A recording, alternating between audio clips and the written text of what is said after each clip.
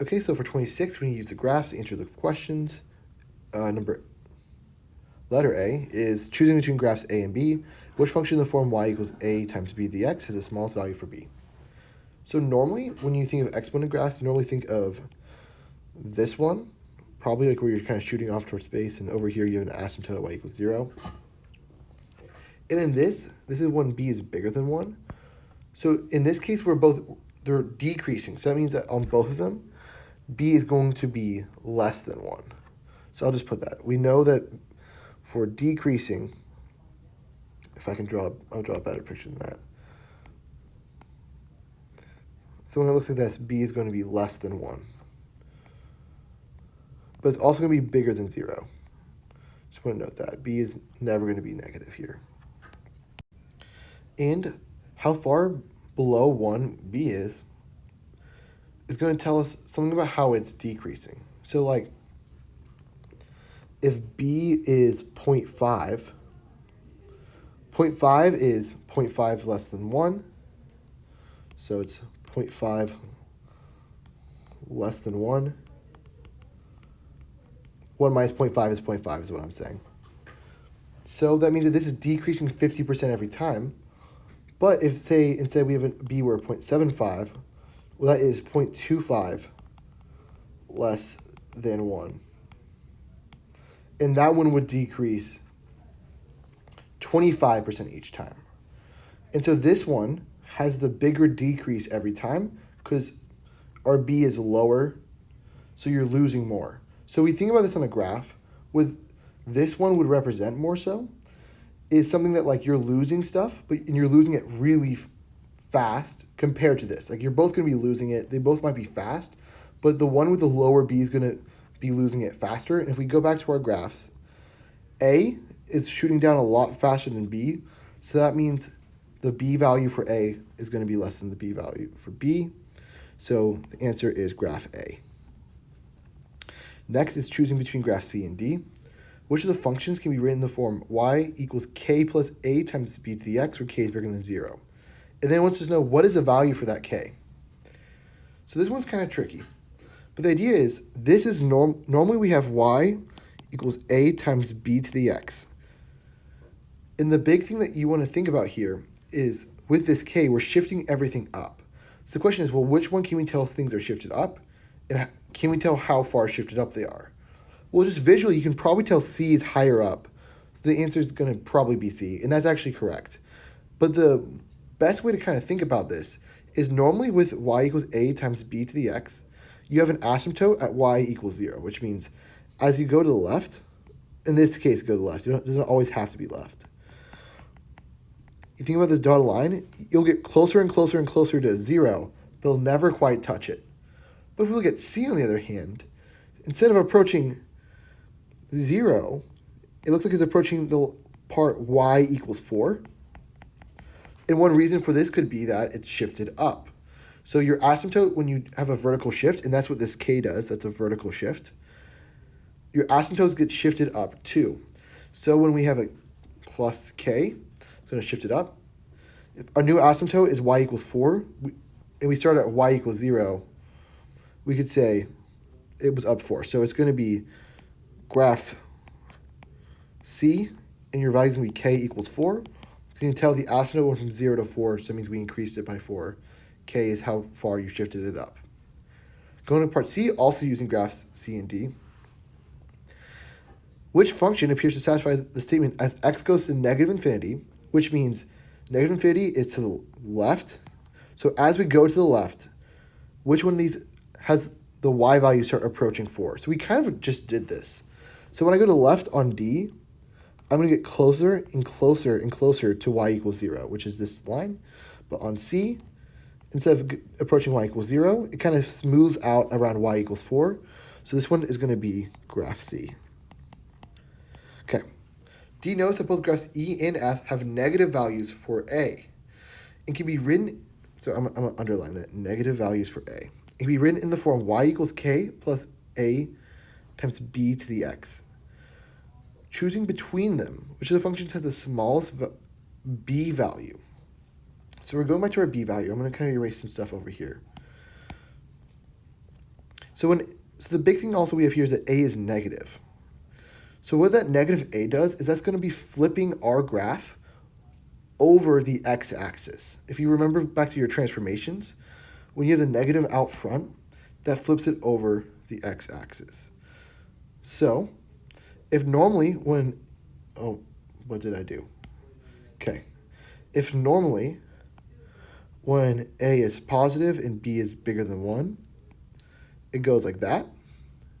And I'll put in red, so I'll put a is positive and b is bigger than 1.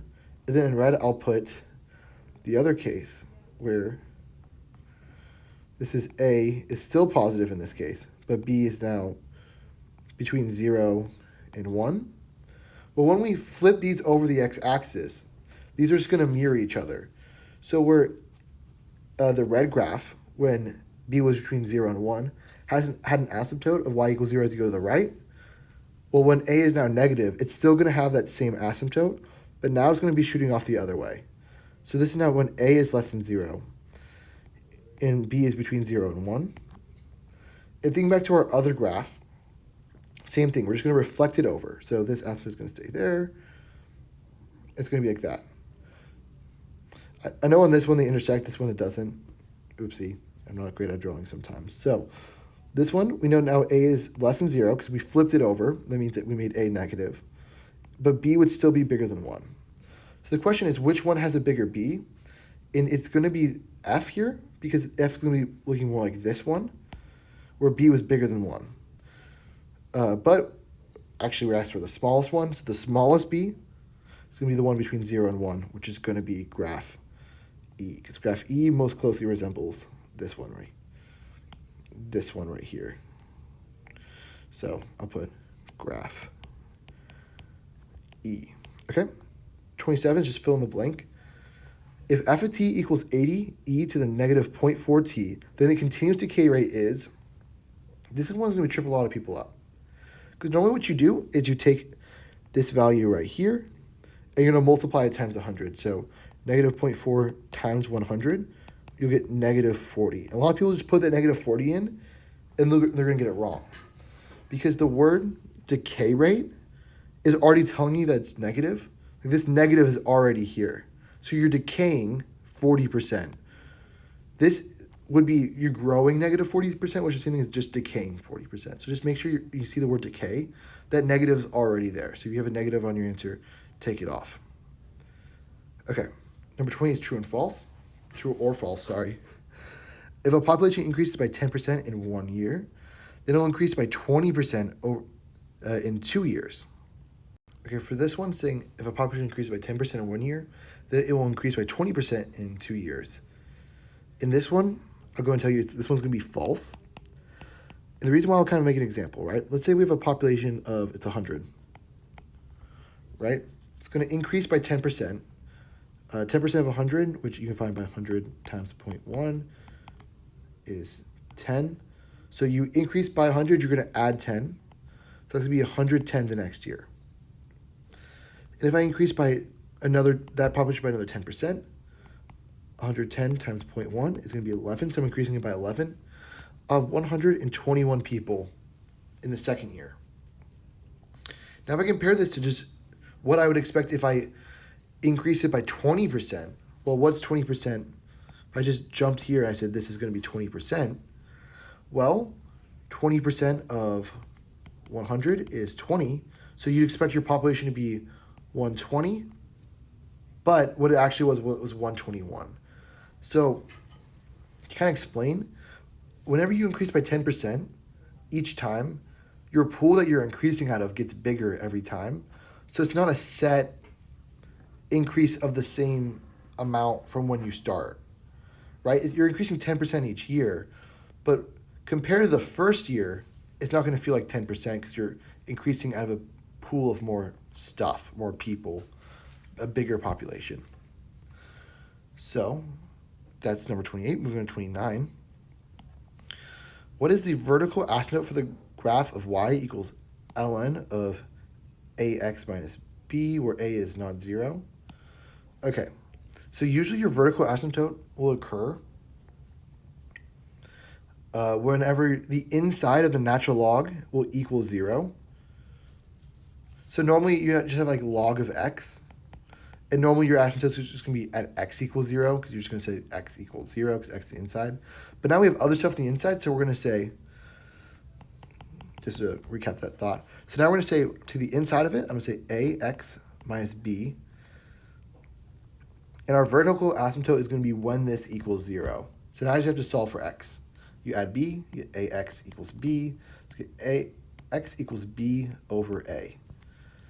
And that's the answer. It's going to be at x equals b over a. Now, what is the domain for the graph? So the domain of a natural log is that the inside always has to be bigger than 0. It can't equal 0, otherwise you have your asymptote. If it's less than 0, then you have a negative inside a log, and you can't do that. So I'll take the inside of that, ax minus b. I'll say it's bigger than 0. I also know that a is going to be bigger than 0, and basically what that tells me is that when I divide by a, I don't have to worry about the sign flipping, because if it's negative, you have to flip the sign. You don't have to worry about that. It's positive. So I'll solve for x just like I've did last time. Ax is going to be bigger than b. So x is going to be bigger than b over a. So our domain, and if I want to write this, it doesn't say how to write it, but I'll put this in interval notation. It's all x's that are bigger than b over a, not including. So it's going to be b over a all the way to infinity, because that's every number that's going to be bigger. So all the numbers in between is going to be included as well. So b over a, comma, infinity. Finally, for 31, match each of the statements a to c to a function 1 through 6 that appears to demonstrate the statement. So first, let's look at the first one. So limit as x approaches negative infinity of f of x equals negative 5. So x approaches negative infinity means that we're going to go off to the left. So as we go to the left, forever and forever and forever, we want to look for whenever our y value, f of x, is going to equal negative 5. So our y value is going to be, this tells me my y value needs to be negative 5 as I move to the left. So on number 1, as I move to the left, I'm increasing and I'm not really approaching negative 5. I'm kind of approaching 2. So that's not going to be it. It's not going to be 1. When on number 2, as I approach negative infinity, I keep going left. I'm going negative, so it's better than number 1, but I'm kind of leveling out towards like negative 2. So that's probably not going to be it either. On number 3, as I go to the left, I keep going, and I'm leveling out at minus 5, and this dotted line means there's an asymptote at y equals negative 5, which means you'll be approaching it, but you'll never quite reach it, but you get really, really close. So this one looks like it checks out. Just for the sake of being thorough, looking at 4 and 5, well, both of these, as you go to the left, you kind of get cut off. You can't even go to negative infinity. So it looks like the domain restricts you, so 4 and 5 aren't even candidates. And finally, for 6, well, as you go to the left, you're going up and up and up, and that's going to take you to infinity, which is a bit bigger than negative 5. So our answer here is for A is going to be 3. So for B, it's going to be the limit of limit as x approaches negative 5 with that little plus sign. This means negative 5 from the right. And this is when our x approaches negative 5. So we're going to be looking for negative 5 on our x-axis, and we're going to go from the right side. We want our y value to go to negative infinity. So we want it to shoot down whenever we go to negative 5 from the right side. So let's kind of start going through these. Well, on number 1 and 2, there's nothing to the right of negative 5. So I can't do that on either. For 3, if I approach x from the right to negative 5, I'll get close to minus 5, but that's not negative infinity. So that's not going to work. For number 4, as I approach negative 5 from the right side, I keep going down and down and down. Well, that's pretty much what I wanted to happen. So that means it's a really good candidate. It's probably going to be the answer, but just to check the other ones, just to be safe. 5, as I approach negative 5 from the right, I'm going up and up and up. That's going to be going to positive infinity, so that's probably not the answer. And for 6, it's going to be the same thing. As I approach negative 5 from the right, it's not even on the graph. It's going to be way off towards the top. So this is going to be 4. And finally, for our last one, it's going to be the limit as we approach -5, the minus sign, which means from the left. And we want it to be infinity. So now we're going to go from the left side. So as we go to the left side here, we approach -5. Well, we're going down and down and down and down. Well, that's negative infinity. We want positive infinity. Number 2, as we approach from the left, going up, up, up, and we're shooting off. So this is a really good candidate. It's probably the answer, but just to check the others. -5 from the left here, you're also going to get the same thing, because just like last time, it's going to be y equals -5. For 4 and 5, there is no left side of -5. There's nothing over here, so we can't even do it there. And again, for 6, it's way off on the graph, but it's up towards infinity or so.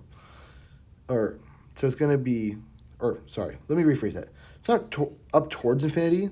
It's coming down from infinity. So if I were to continue this, it'd be like, so -5, we don't have an asymptote here. If we had an asymptote here, then this could be an answer, but we don't have one. So as we approach -5 from the left, it's going to be some value. It's going to be pretty high up, but it's not an asymptote, so we're going to actually cross that. And so that's not really an answer because there's no asymptote there. That's a good sign for these. Is there's an asymptote, that's probably going to be it. So on this one, 2 had the asymptote at you approach -5 from the left, and it's going up forever, so it's going to be 2. And that is it. Thank you. Okay, so for this one, we need to write a formula that takes a function f and transforms it as follows in order. I need to reflect it across the x-axis, horizontally compress it by a factor of 1/3, shift it right 4 units, and then shift it up 5 units. So I'm going to, let's just do this for an f of x. What I'm going to do to this f of x is I first need to reflect it across the x-axis. So when I think about reflecting across the x-axis, when you reflect, you always have a negative sign. The next question is, does it go inside on the x, or does it go outside in front of the f?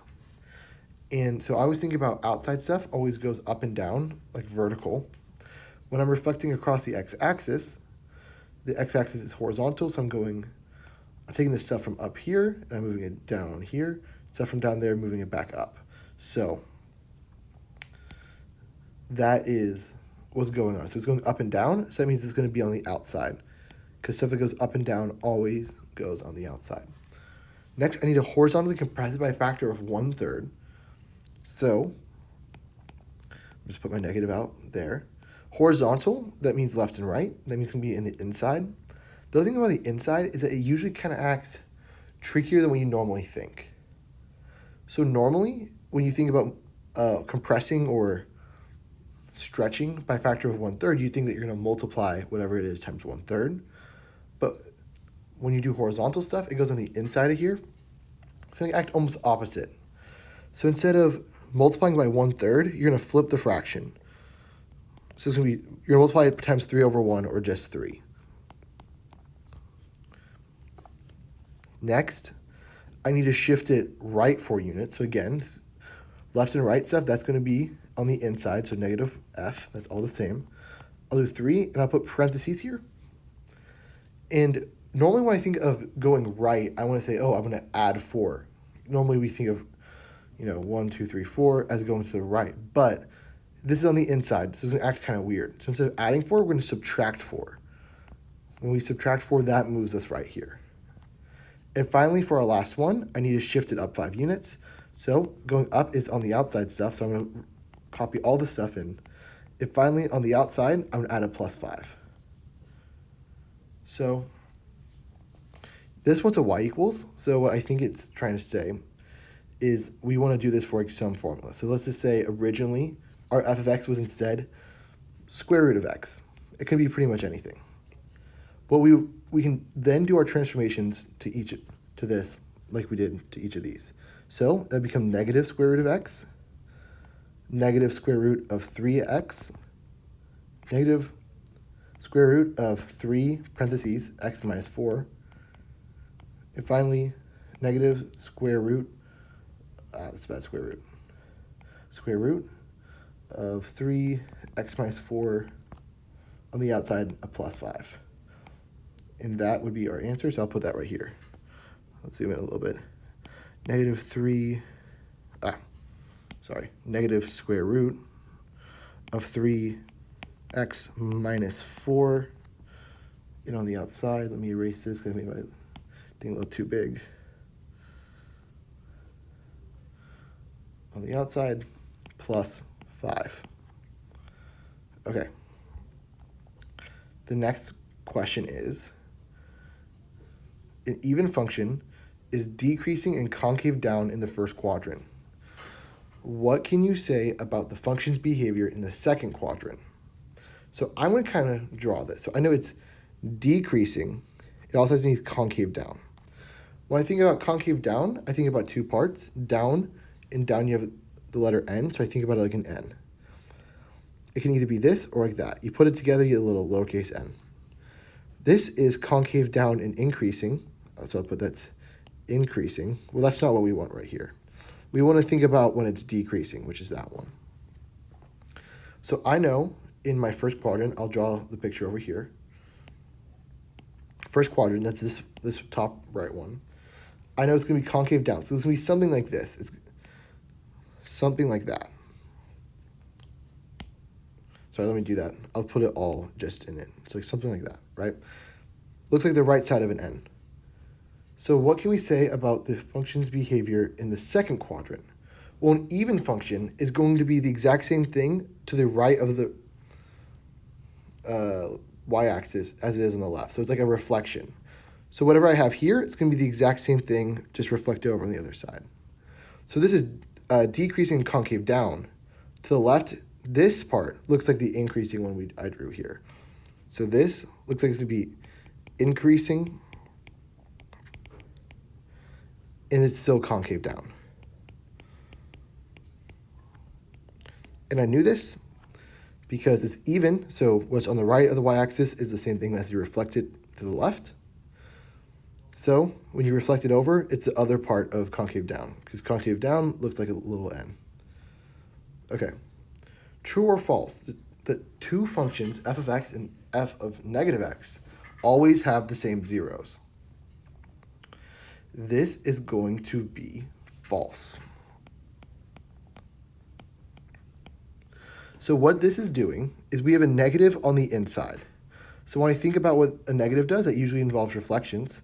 So I think about this. It's on the inside, so it's going to be left and right. So I'm reflecting something left and right.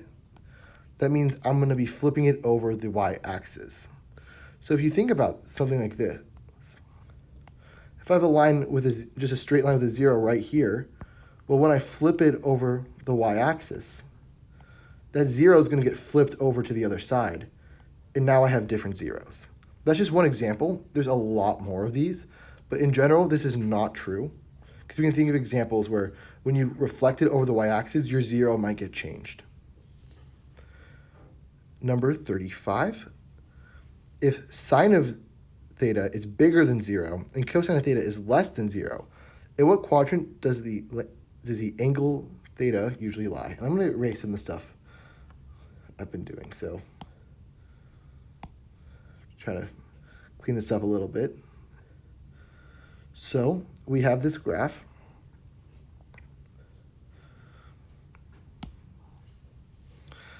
And, okay, I know sine of theta has to be bigger than 0. Sine of theta usually involves our y value. So I need y values bigger than 0.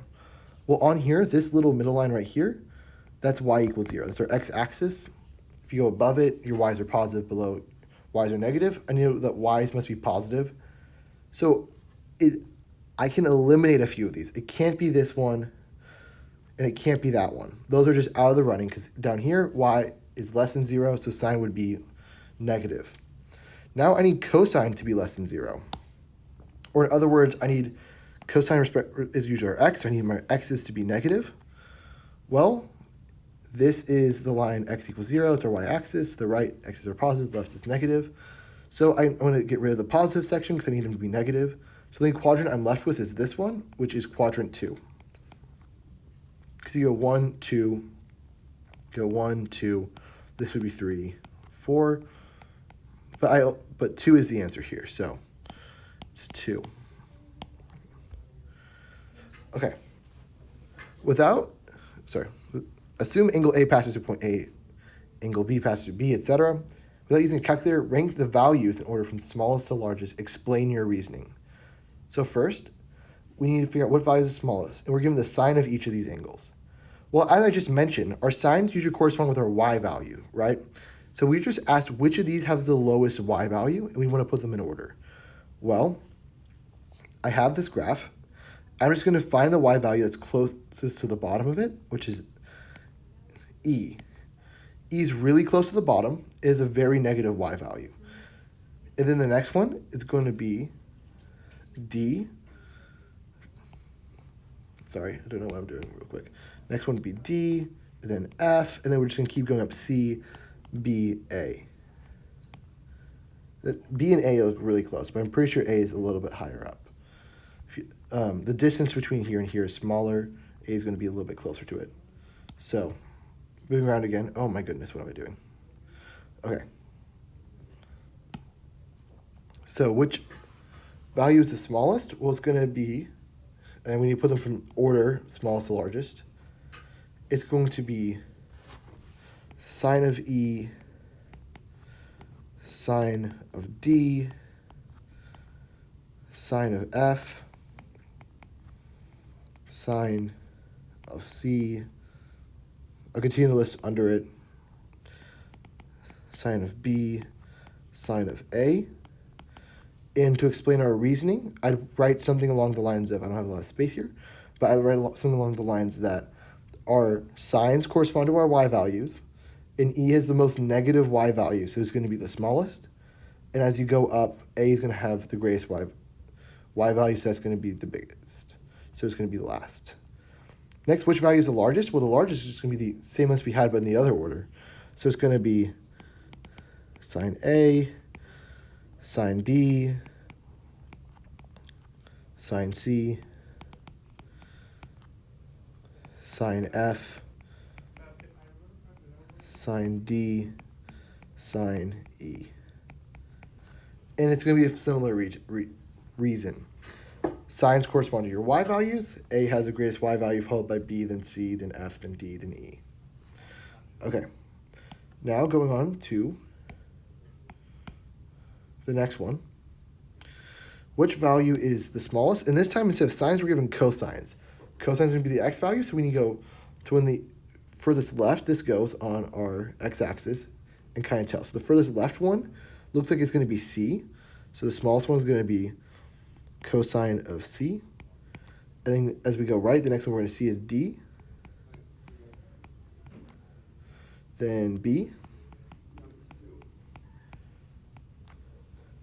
And then E and A are kind of close, but I think it's pretty confident that's going to be E. Then cosine of A. And finally, F is the one furthest to the right. And which one's largest? Just like last time, you're going to flip the order.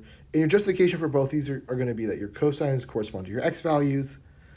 C is the most negative x value. F is the most positive, and you kind of explain the order from there. So cosine, if I can write, that is,